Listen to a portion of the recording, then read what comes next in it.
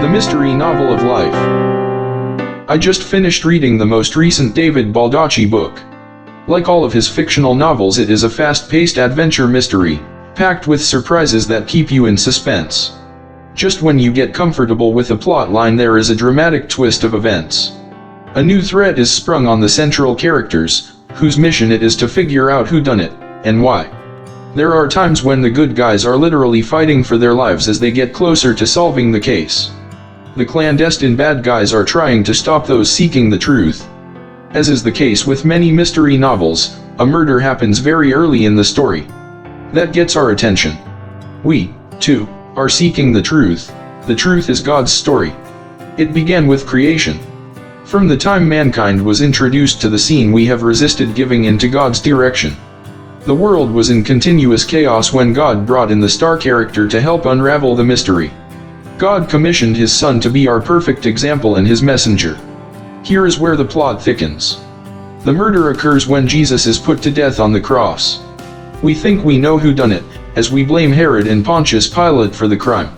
To confuse things, they were following the crowd. Massive crowds all said to crucify him. Now who do you blame? Symbolically, we were part of that crowd. Just as the crowd said to crucify him, we have turned away from him, too. It is called sin. A man innocent of any sin was murdered for our sins, yours and mine. As crazy as it sounds, that is a true statement. Jesus died for you and me. And that is just the introduction to the story. We're living our chapters of the book now. Almost every day we experience the twists and turns of life. There are plenty of highs, such as the birth of a child or a loving marriage. We are surrounded by supportive friends and sometimes take wonderful vacations to see God's broader creation for ourselves. But there are the bad surprises that come when we least expect it. It may be a sudden illness or accident that challenges us physically. It may be the loss of a loved one, a job, or perhaps a relationship gone bad.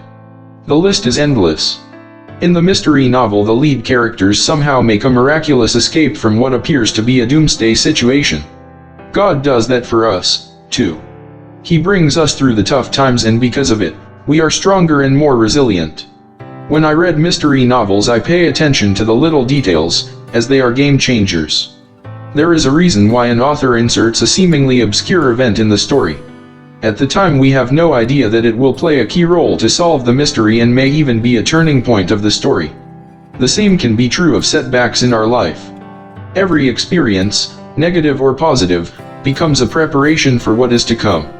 Even though it may be uncomfortable or bring you pain, cherish the opportunity to benefit from a learning experience as the story of God's plan plays out in your life. As a person of faith, we know the ending will be great. In most novels, the good guys win at the end of the story. As people of faith, we know that God will win, too, and we can be part of the story. Our part in God's victory is not because we are good guys, but because we are believers in Him. Even with its ups and downs, seek the truth of God's promises as you live out the novel of your life. Sorry to spoil the ending, God wins. Enjoy the ride. According to the scripture, for I am convinced that neither death nor life, neither angels nor demons, neither the present nor the future, nor any powers, neither height nor depth, nor anything else in all creation, will be able to separate us from the love of God that is in Christ Jesus our Lord. The question for meditation is, when things aren't going your way, can you bring it into your mind that you can grow from the difficult situation? Let us pray. Heavenly Father, life is full of twists and turns, of good times and bad. We know there will be highs and lows to our life, but we know you are with us, helping us through the difficult times.